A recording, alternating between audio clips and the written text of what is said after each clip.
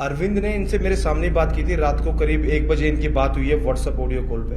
मैं पास ही बैठा था, तो उसमें इसने कहा कि मैंने सुना है शादी कर रही है तो उधर। बोला नहीं ऐसा कुछ नहीं है, मैं दिन में बात करूंगी। मतलब एक तरह से सहमी सी भी बातें वो कर रही थी। मैं इस वक्त भिवाड़ी की टेरा एलिगेंस सोसाइटी में मौजूद हूँ। यहाँ कुछ दिनों पूर्व तक रहने वाली अंजू का ये फ्लैट नंबर 903 जो है, ये आप देख सकते हैं कि यहाँ पर अंजू रह रही थी। किराए का ये फ्लैट है। इससे पहले अंजू एच उसमें रह रही थी 704 नंबर में। लेकिन 20 जुलाई को अचानक अंजू यहाँ से अपने पति को ये कहकर चली जाती है कि वो जयपुर जा रही है घूमने के लिए। उसके बाद अंजू पाकिस्तान चली जाती है। हमारे साथ मौजूद हैं सोसाइटी में रहने वाले बबलू यादव जी। सर, क्या जानकारी रखते हैं आप? सीमाएं कब से जो अंजू है कब से रहती है और किस तरीके से परिवार रहता है? ये 1-1.5 साल से इस आई ब्लॉक में शिफ्ट हुए हैं। 1.5 साल के समथिंग हो गए हैं इनको।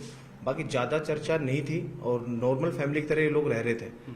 बाकी इनका पति इंडो कंपनी में काम करता है, होंडा में, और ये खुद भी होंडा में काम करती थी गार्ड रूप में। ऐसा है। तो अब जब पता चला है कि ये जो पूरा जो घटनाक्रम सामने आया है, आप यहाँ हो, तो किस तरीके से अब आसपास के लोग हैं, परिवार का क्या कहना है? कल शाम को जब मैंने एंट्री की सोसाइटी में, तो यहाँ पे भारी भीड़ थी। तो पता चला तो बोला लेडीज यहाँ से पाकिस्तान चली गई, लाहौर। तो एक सदमे का सा विषय है ये।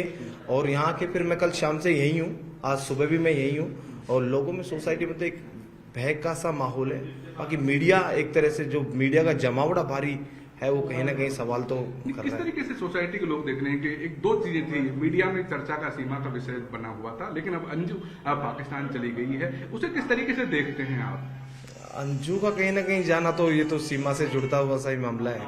वो जैसे जयपुर बता रहे हैं कि मैं कल यहाँ से फ्लैट पे ही था, इनके पे मेरी बात भी हुई है, तो ये जयपुर की बोल के गई है, रोको फिर लाहौर जाना, तो ये सीमा वाला मामला सही लगता है। बाकी अभी अपने पति ने जब बात की थी, आप भी मौजूद थे, तो क्या बताया बातचीत में? तो क्या सामने आया है कि वो क्या वापस लौटेगी? किस तरीके की जो बातचीत हुई, क्योंकि आप खुद वहां मौजूद थे?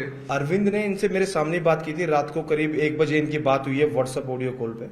मैं पास ही बैठा था, तो उसमें इसने कहा कि मैंने सुना है शादी कर रही है तो उधर। बोला नहीं ऐसा कुछ नहीं है, मैं दिन में बात करूंगी।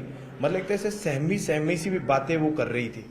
और बाकी 2 मिनट बात हुई है और बोला किसी को मेरे डॉक्यूमेंट्स मत देना, और किसी को कुछ ज्यादा बात करने की जरूरत नहीं है। मीडिया के मेरे पास भी फोन आ रहे हैं बराबर, मैं बात कर लूँ। वो एक बात है कि मेरी जो मोबाइल है और अलमारी में जो डॉक्यूमेंट्स है वो शेयर नहीं करना, तो क्या ये कहीं हमें संदेह पैदा नहीं करता कि क्या राज जो अलमारी में है वो छिपा हुआ है जिसे वो बताना नहीं चाहते?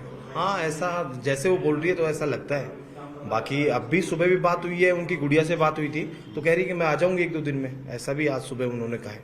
अब परिवार जो है अब यहाँ लॉक लगा हुआ है, कहाँ गया है, कुछ तो जानकारी है? मैं यही था, मेरे सामने अभी वो लोग निकले हैं। उनकी जो अंजू है, उनकी भावज, उसकी तबीयत खराब हो गई, तो पूरी फैमिली अभी यहाँ से टैक्सी बुला के निकल गई है।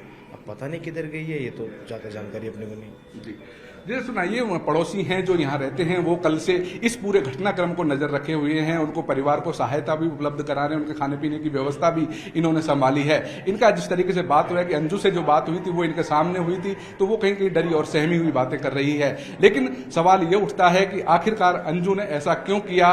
उनका जवाब खुद अंजू ही देगी, तब उसका पता चल पाएगा।